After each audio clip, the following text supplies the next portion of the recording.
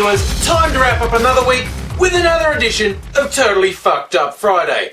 And oh, how the fucked up stories lined up this week, trying to get out in front. But first, something of a step back for me, something of a showing the other side. Now, you may not have noticed, but I'm not averse to picking on the Fox News network in the US. Well, hold on to your hat, because anyone who wants to pick on Fox News, anyone who wants to say they're not a real news organisation, they're just a mindless mouthpiece for conservative propaganda, prepare to eat your words. Fox News are keeping it real this week, and they are declaring war on Spongebob Squarepants. I shit you not, they are going to town on the kids' cartoon, Spongebob Squarepants. Now this is all because Nickelodeon, I think along with possibly the EPA in the US, released a book about SpongeBob, essentially telling kids about environmental issues and notably global warming, climate change. To illustrate their story, they used an older SpongeBob cartoon where also the issue of global warming had come up. Now, the cavalcade of stupidity involved is pretty awesome, but I think it's best epitomised by Gretchen Carlson, who first, she wants to know why SpongeBob didn't say it was a disputed scientific fact. Well, step one is among actual climate scientists, not really disputed. 97% of climatologists say global warming's very real and the major contributor, human activity. People who make a study of it, not disputing it. Little aside, if someone goes, oh look, I've got a scientist who says it's not. Scientist is not like one thing. A really intelligent, awesome person, maybe a molecular biologist, maybe someone who's about to cure cancer, an awesome, wonderful, intelligent person. Not necessarily more qualified than you and I to judge whether or not global warming is a big issue and caused by humans. The people who make a study, climatologists, 97% of them say it's real and it's caused by humans. One of my favourites is when they really dig at straws. Less than half of a certain type of geologist, petroleum geologists, say it's human caused.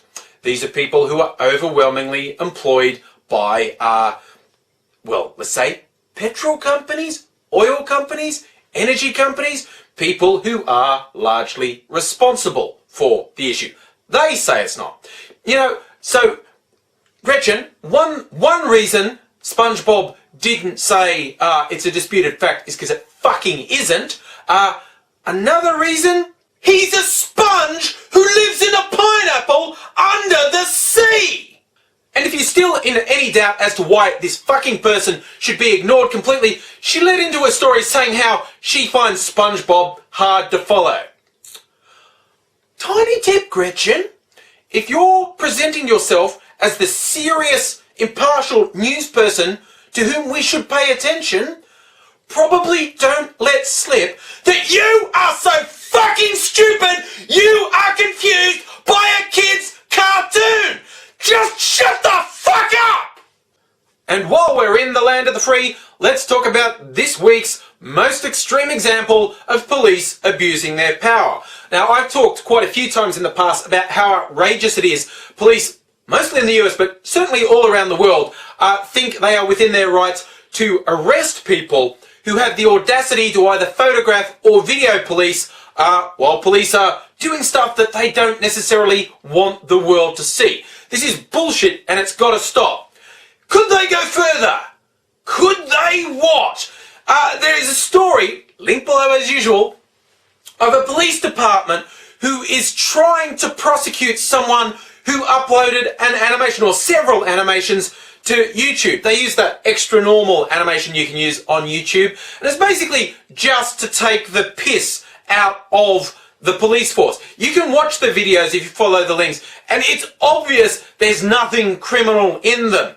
But not only is it obvious to you and I, it's obvious to the police that they haven't crossed any lines with the information. So they have got a judge to sign a warrant to go after this person for cyber stalking. That's right, posting a video making fun of this police department in extremely general terms, not naming names, has been called cyber stalking.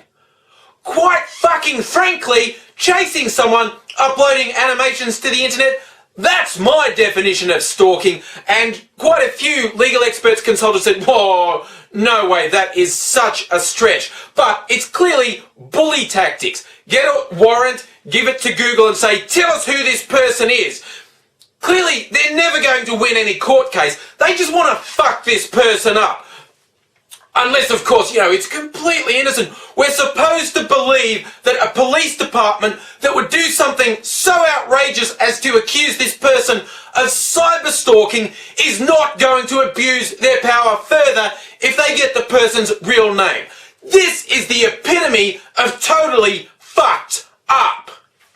I'm going to bring it closer to home now. A fucked up legal story from Australia that particularly appeals to me because of what the judge got to say in proceedings. Now, this is a cavalcade of really fucked up people all being in the same place at the same time. Namely, the queue of a drive-thru at a McDonald's at 3 a.m. Drinking may be a factor in this story. Who knows what else? So, Dickhead A is in his car at 3 a.m. wanting to order from McDonald's breakfast menu, and they say, well, you can't, that comes on in a couple of hours, we're not making breakfast.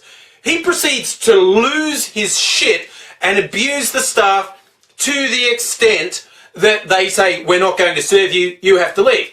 But it's a drive-through, there are cars in front of him and behind him. So he just can't leave, so he starts to lose his shit a bit and abuses the car in front of him. Happens to be full of some big Pacific Islander guys. Now, if you're in a part of the world where you don't see a lot of Pacific Islanders, big Pacific Islander is often a tautology. These guys and girls get big. They tend to get a lot of work as bouncers around here. It's like when you go into a club that's members night and you go, no mate, not you. And you go, fuck, a tree talked! Oh no, the thing I thought was a tree trunk was one of his legs! These guys get big. Suffice to say, they are not guys I'd antagonise even slightly. But if you want to know what sort of bad decision mind space this guy was in, not only is he losing his shit over something as pathetic as he can't have a McDonald's breakfast at 3 in the morning, he abuses the car full of islanders by saying if they don't get out of the way he's going to ram them. Hurry up, black cunts.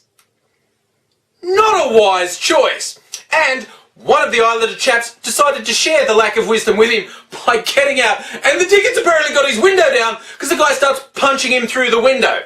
Then drags him out and a few of them start punching. I assume these guys doing the punching may have their own court case coming up. But anyway, security intervenes, it's apparently been calmed down, the punching stops, the guy gets back in his car, but you can't take him lightly. He then does ram the car in front at high speed, knocking it way forward into some pedestrians. Breaks one woman's legs, knocks another one unconscious, runs off home, gets arrested later. Surprise, surprise, he's going to jail now. But one line his defense lawyer pulled in court was that, the punching on, that came out of the blue. And here comes my favourite bit, where the judge said, out of the blue, that's a bit of a stretch. He said, hurry up, black cunts. I don't know in how many other courts in the world a judge is going to, sure he's just verbatim quoting, but the judge actually said, hurry up, black cunts. Man, I love this country. Now I'm going to round out with another story of weird critters in Australia. Not killers this time, but yeah, you often hear stories about people, getting some food and it's got an animal part or a dead animal, a dead mouse or something. You hear that a lot. I don't even really regard that as news. But this one, where someone gets a loaf of bread, oh look, there's a hole chewed in it. I think the rats have been at it. A little bit like Goldilocks and the Three Bears, they haven't been at it, they're still at it. The person looks at the bag more closely, there's a live rat still in the bag. And they apparently calmly went back to the supermarket and went, here's a live rat in my bag.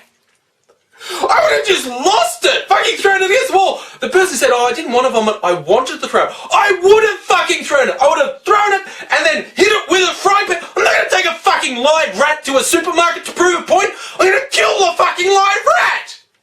That was a bit gross, wasn't it? I shouldn't end on a gross note like that. I'll give you something nice to finish on, just for a change for TFU Friday.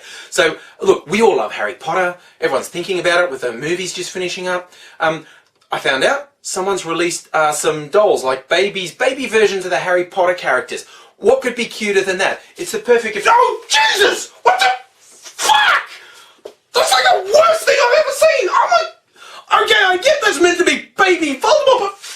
Fuck, oh God, I'm gonna have nightmares now! Well, look, hey, if you know someone who's got a baby or a small kid, and you hate them, and want them to have a traumatized kid that is gonna have issues the whole life, here's the perfect gift!